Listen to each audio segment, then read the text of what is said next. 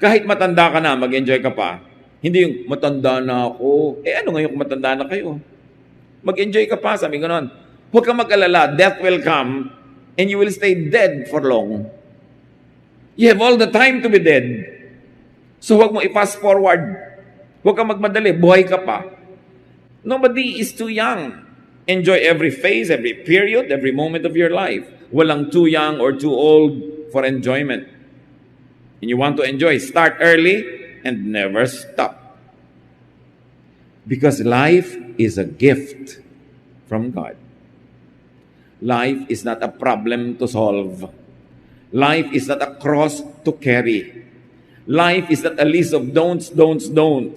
Life is a gift.